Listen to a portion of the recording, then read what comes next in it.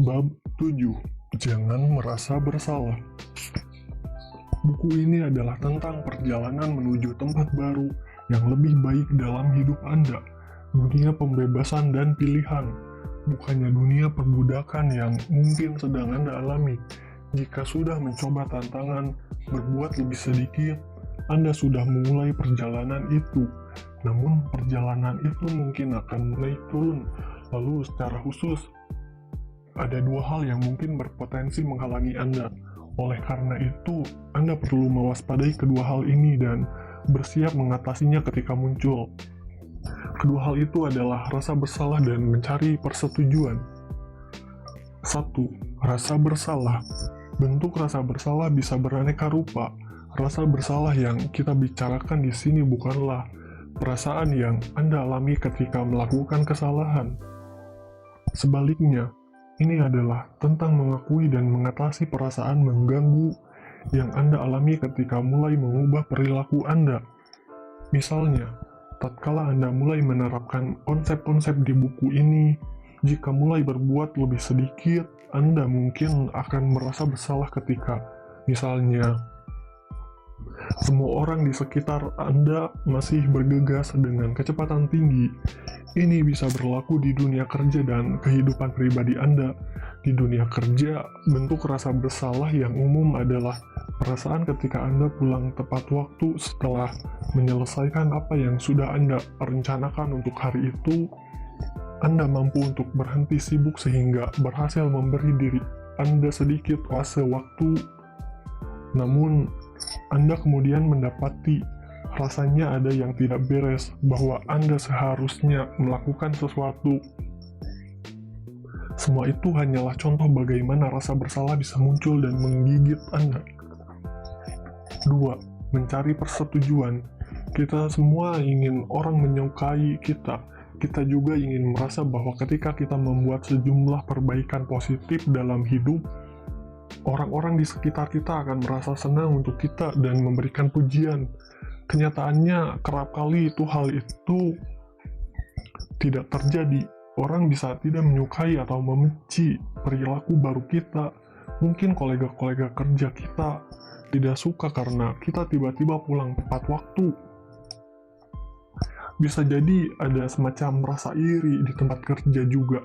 Atau pasangan atau istri atau suami tidak suka kita mengurangi tugas rutin dan meluangkan waktu untuk hal yang lebih meningkatkan kualitas hidup.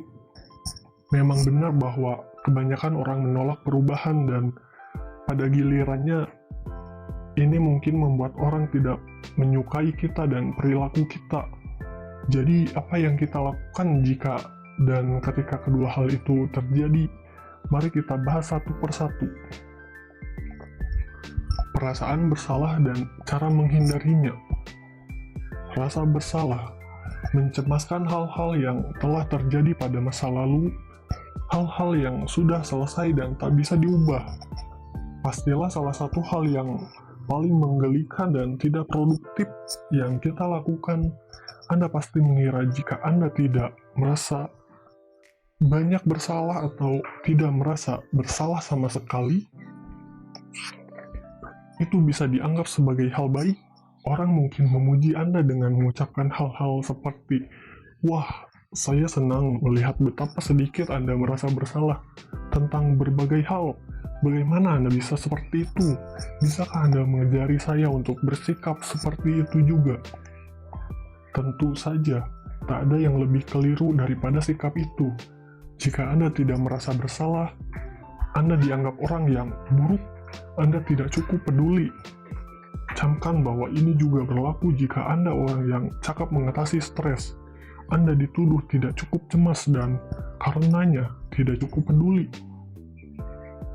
Lalu tampaknya juga ada kecenderungan untuk meyakini bahwa jika Anda cukup lama merasa bersalah, hal itu pada akhirnya entah bagaimana akan menghapus kejahatan Anda, hal buruk yang Anda lakukan di masa lalu, dan Anda akan semacam terbebaskan.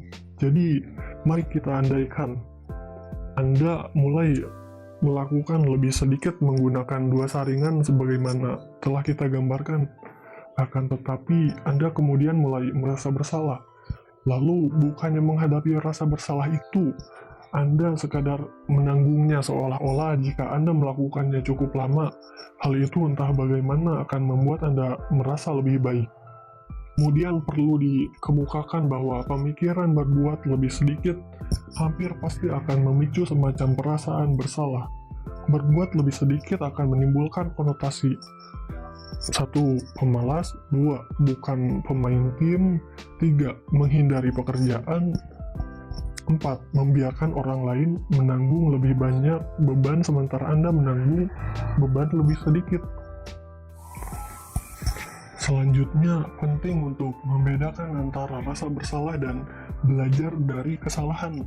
Jelas, yang terakhir merupakan hal bagus. Anda menganalisis apa yang terjadi dan perilaku Anda. Anda berusaha mencari tahu mengapa Anda melakukan apa yang Anda lakukan.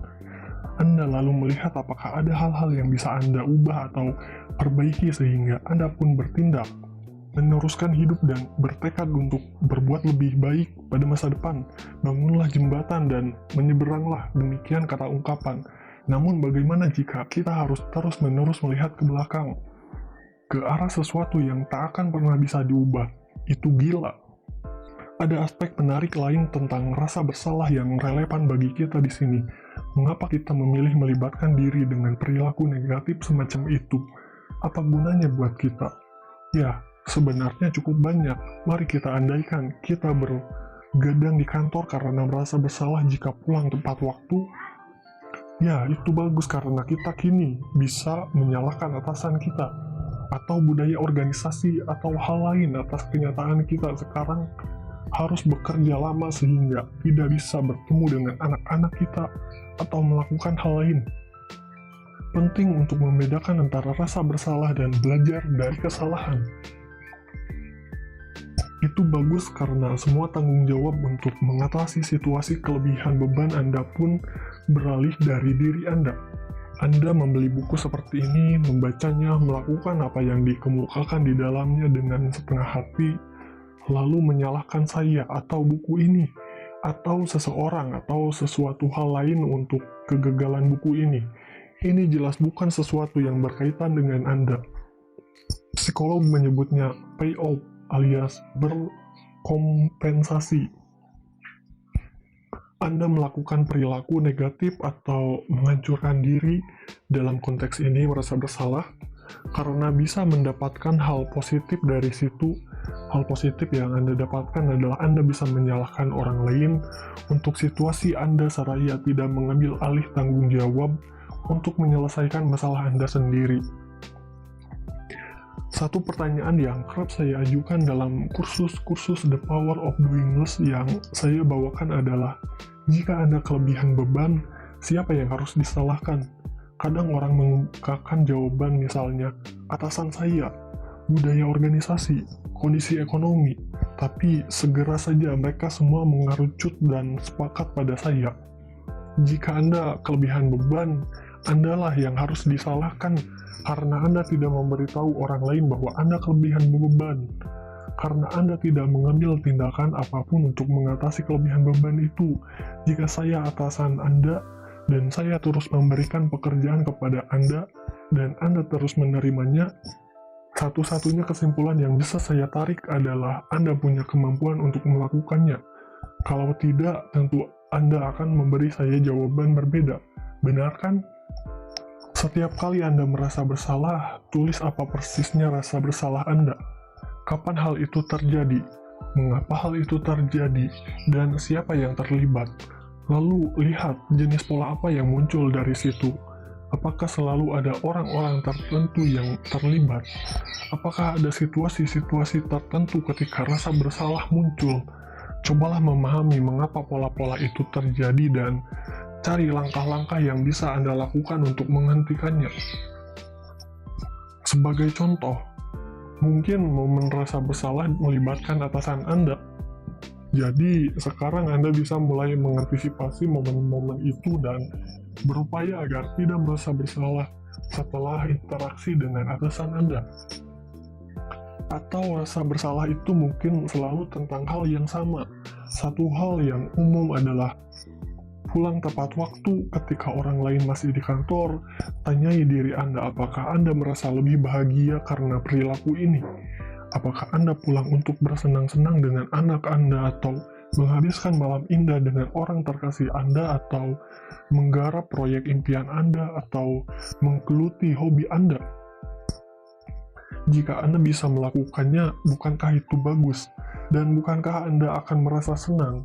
Kemudian bukankah hampir pasti Anda mendapati bahwa meskipun Anda merasa bersalah, pada saat tertentu umumnya Anda akan melupakan rasa bersalah Anda dan melanjutkan langkah untuk menikmati waktu yang menyenangkan.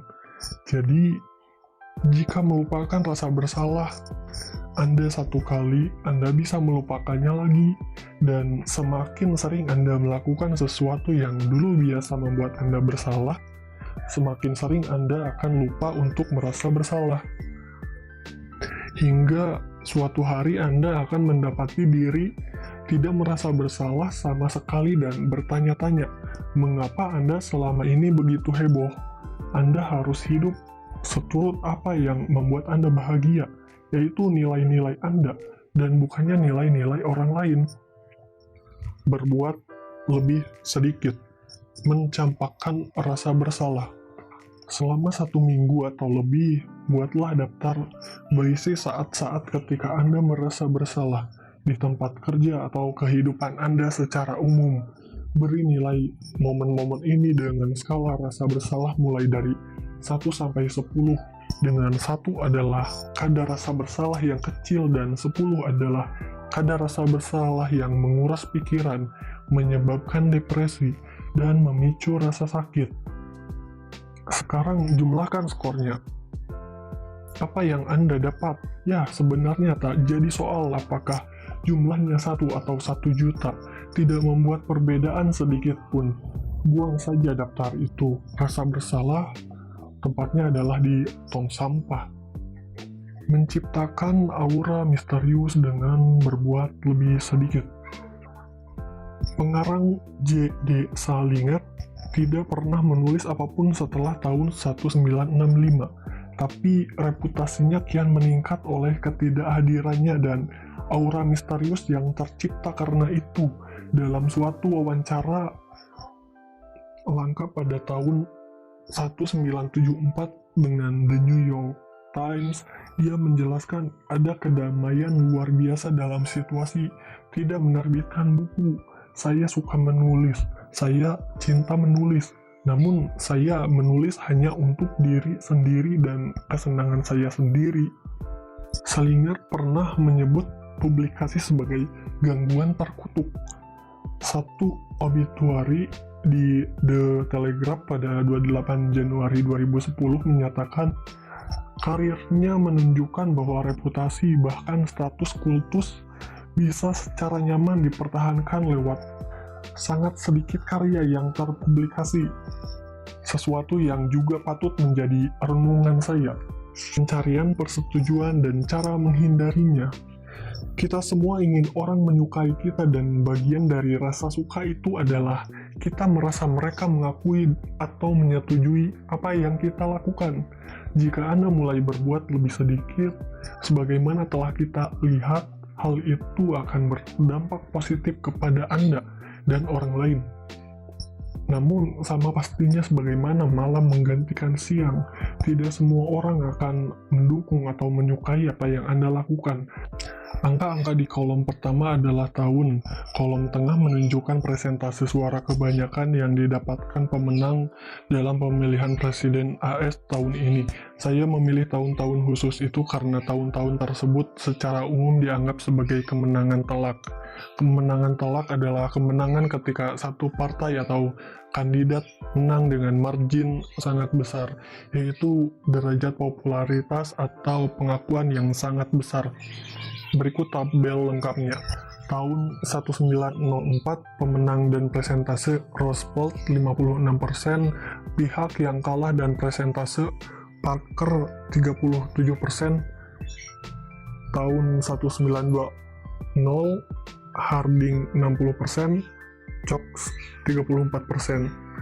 1936, Rose Bowl 61%, Landon 37%, 1964, Johnson 61%, Goldwater 39%, 1972, Nixon 61%, McGovern 38%, 1984, Reagan 59%, Mondale 41%.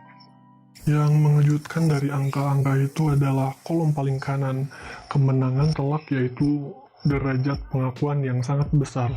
Masih bermakna bahwa hampir 40% orang tidak menyukai sang kandidat. Pada akhirnya hanya pengakuan atau pengingkaran saya sendirilah yang penting. Agnetha Faltskog, mantan penyanyi ABBA. Apa yang bisa kita petik dari sini? Ya, saya rasa kita bisa dengan aman mengatakan bahwa bahkan ketika tindakan yang kita ambil sangat populer, tetap akan ada orang yang tidak menyetujuinya. Dari sini kita bisa menyimpulkan, sebagaimana mungkin dikatakan oleh Sherlock Holmes, bahwa mencari persetujuan adalah permainan yang sia-sia. Lalu bagaimana? Apakah itu berarti kita tidak ingin disukai dan diakui? Bukan, tentu saja kita menginginkannya. Hal itu tak perlu dipertanyakan lagi. Belum lama ini saya menonton konser Bruce Springsteen. Ada sekitar 35.000 orang di sana. Mungkin beralasan untuk mengatakan tak ada seorang pun di sana yang tidak beranggapan bahwa The Boss, julukan Springsteen, adalah hal terhebat yang pernah terjadi. 35.000 orang berteriak memekikkan persetujuan mereka untuk Anda. Bagaimana rasanya? Dan bukan hanya sekali, tapi malam demi malam. Itu pastilah perasaan yang menakjubkan dan sesuatu yang pernah dialami oleh sangat sedikit dari mereka. Kebanyakan dari kita mungkin memiliki ekspektasi yang lebih sederhana. Kita senang jika orang di sekitar kita, orang dengan siapa kita menjalin hubungan, menyukai kita, menyetujui kita, dan hal-hal yang kita kerjakan. Namun, apakah semua orang akan menyetujui kita? Tidak. Dan bahkan jika iya, apakah mereka akan menyetujui segala sesuatu yang kita lakukan? Ayolah, jangan konyol. Namun terkadang kita merasa tidak bisa bergerak maju atau mengubah perilaku sampai kita mendapatkan persetujuan. Hal itu bisa menghambat segala upaya kita, sebab kita mungkin menyimpulkan bahwa kita tidak bisa mengubah perilaku dan tidak berani berbuat lebih sedikit karena persetujuan yang begitu kita butuhkan tidak akan datang. Ketika mulai berbuat lebih sedikit, Anda akan segera mampu mengenali orang-orang ini dan ketidaksenangan mereka. Ucapan-ucapan sinis akan datang dengan keras dan cepat. Satu contoh yang cukup klasik adalah situasi ketika kultur organisasi Anda merupakan kultur jam panjang, terus-menerus, dan Anda mulai pulang tepat waktu. Segera saja orang berkata kepada Anda, "Saya lihat kamu kerja setengah hari kemarin." Hal sama bisa berlaku di kehidupan rumah tangga Anda ketika orang mulai mengomentari, kerap dengan nada negatif, hal-hal yang mulai Anda lakukan secara berbeda. Misalnya, ada beberapa pekerjaan yang dulu biasa Anda lakukan di pagi hari, tapi kini Anda melakukannya di waktu lain karena Anda justru mulai berolahraga berlari. Pertanyaan besarnya adalah, bagaimana Anda menangani orang-orang ini? Saya punya dua nasihat. Pertama, Anda harus punya kebijakan toleransi nol. Kedua, saya mendapati bahwa konsep teladan merupakan jalan yang bagus untuk menanganinya. Toleransi nol. Jika Anda membiarkan orang menunjukkan ketidaksukaan atau ketidaksetujuan mereka, mereka akan melakukan hal itu. Jika Anda tidak membiarkannya, mereka tidak akan melakukannya. Sesederhana itulah adanya. Jadi, segera setelah Anda mendapat komentar sinis, pertama langsung hadapi di tempat kerja. Jika ada orang yang berkata, "Saya lihat kamu kerja setengah hari kemarin," jawablah, "Ya, saya sudah menyelesaikan semua hal penting dan pulang. Saya tidak mengurusi masalah-masalah yang tidak penting." Dan jika Anda mau, Anda bisa menambahkan, "Kamu harus mencobanya sesekali." Atau, jika Anda tidak ingin terlalu kasar, "Kalau kamu mau, akan saya tunjukkan caranya." Hal itu juga berlaku di kehidupan pribadi Anda. Contoh-contoh paling nyata kapan hal itu kemungkinan besar terjadi adalah ketika Anda menukar kegiatan yang membosankan dengan sesuatu yang lebih meningkatkan hidup. Berolahraga atau berjalan-jalan daripada duduk di depan TV atau mengotak-atik laman Facebook Anda, dapatkan lebih banyak kegembiraan dan lebih sedikit tugas rumah tangga. Lakukan sesuatu ketimbang tidak melakukan apa-apa. Jika ada yang mengeluh atau mengomel atau memberi Anda aksi diam, jelaskan apa yang Anda sedang kerjakan dan apa alasannya. Tunjukkan kepada mereka nilai dari menjalani hidup yang ditakdirkan untuk Anda jalani, dan jelaskan bahwa Anda juga bisa membantu mereka mencapainya. Teladan. Dan jika semua itu terdengar terlalu belak-belakan bagi Anda, disinilah teladan berperan. Teladan adalah seseorang yang perilakunya harus kita contoh. Pada dasarnya Anda berpura-pura bertindak sebagai orang lain atau mengajukan pertanyaan apa yang akan dilakukan tokoh X dan Y dalam situasi atau keadaan ini. Terlepas dari apapun, bisa menyenangkan bagi Anda untuk membayangkan diri sebagai orang itu ketimbang diri Anda sendiri membayangkan diri Anda ada pada satu pertemuan atau membayangkan diri menghadapi satu situasi atau tokoh khusus. Jadi berikut dua kesukaan saya. Pertama, Presiden Amerika yang hebat, Abraham Lincoln, pria yang menahkodai negara adidaya ini melalui 4 tahun yang diwarnai perang saudara mengerikan, mempertahankan perserikatan tetap bersatu dan menghapus perbudakan. Berikut kata-kata dari pria hebat itu sendiri. Jika saya harus membaca, apalagi menjawab semua serangan yang ditujukan kepada saya, bisa jadi mustahil bagi jabatan saya untuk mengurusi masalah-masalah lain. Saya melakukan hal terbaik sepanjang pengetahuan saya, hal terbaik yang saya bisa dan saya bermaksud tetap melakukannya hingga titik akhir. Jika hasil akhir membuktikan saya benar, kritik yang ditujukan kepada saya tidak akan berarti apa-apa. Jika hasil akhir membuktikan saya keliru, 10 malaikat yang bersumpah saya benar tidak akan ada artinya. Satu orang lainnya adalah Winston Churchill. Churchill adalah Perdana Menteri Inggris pada tahun 1940. Pada waktu itu, sebagian besar Eropa Timur dan Tengah ditaklukkan oleh Nazi, yang sepertinya tak terkalahkan. Prancis segera jatuh dan Nazi akan berada di Paris. Duta besar AS di London memberitahu Washington mengenai kemungkinan Inggris akan kalah dan menyerah. Kekaisaran Jepang yang tampak sama tak terkalahkannya juga sedang mengancam wilayah timur Inggris, dan pasukan Inggris sudah meninggalkan sebagian besar peralatannya ketika pasukan itu mundur dari Dunkirk. Kabinet Churchill sendiri gentar dan Inggris tampak tak berdaya. Dalam situasi itu, datanglah Churchill, sungguh pria yang tepat pada waktu yang tepat. Saat bicara di House of Commons pada 4 Juni 1940, Churchill dengan jujur menjelaskan situasi yang ada, kemudian meminta rakyatnya menghadapi itu semua sendiri jika perlu. Anda bisa mendengarkan pidato itu di YouTube. Carilah We Shall Fight on the Beaches. Churchill juga orang yang berkata, Anda punya musuh. Bagus, itu berarti Anda punya prinsip membela sesuatu pada satu waktu dalam hidup Anda. Namun ini hanya 2 teladan favorit saya. Pikirkanlah teladan Anda, orang yang Anda kagumi, orang yang menurut Anda sepertinya hidup berdasarkan kondisi mereka sendiri, yang berani bertindak manakala diperlukan, yang tak pernah ikut arus hanya supaya populer. Mereka tidak mesti selebriti atau orang terkenal. Mereka bisa saja orang-orang yang menjadi bagian hidup Anda. Kali ini, Anda merasakan resistensi dari seseorang ketika Anda berusaha melakukan lebih sedikit. Coba bayangkan seseorang yang benar-benar Anda kagumi berada di posisi Anda, dan ajukan pertanyaan-pertanyaan berikut kepada diri Anda sendiri.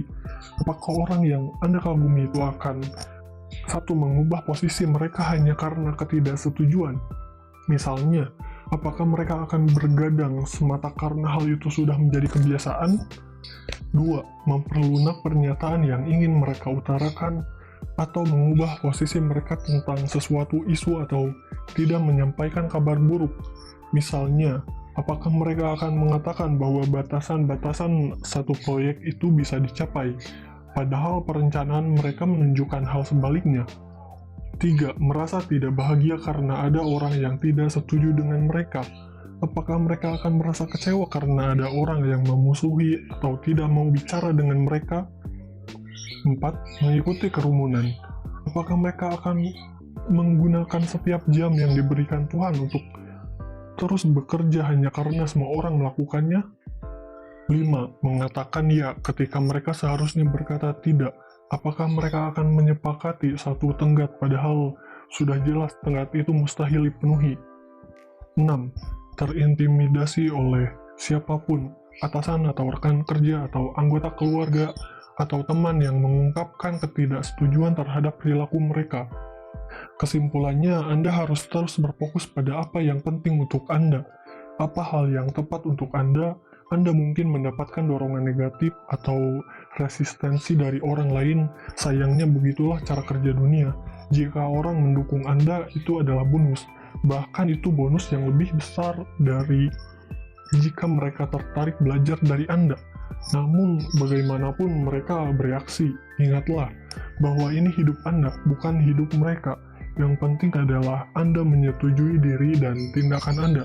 Pengakuan atau persetujuan dari orang lain memang menyenangkan, tapi tidak relevan. Jadi, akhirnya, mungkin ketika Anda mulai berbuat lebih sedikit, duet jahat terasa bersalah dan pencarian pengakuan akan muncul. Jangan takut jika keduanya memang muncul. Hal itu mungkin terjadi kepada setiap orang yang menapaki jalan ini dan menempuh perjalanan yang kita lalui. Sebagaimana sudah saya coba tunjukkan, rasa bersalah dan pencarian persetujuan bukanlah hal yang pintar untuk Anda lakukan, dan pengetahuan itu saja mungkin sudah cukup menghentikan Anda memberi mereka angin. Keduanya juga bukan bagian tak terhindarkan dalam hidup kita dan dalam diri kita sebagai manusia.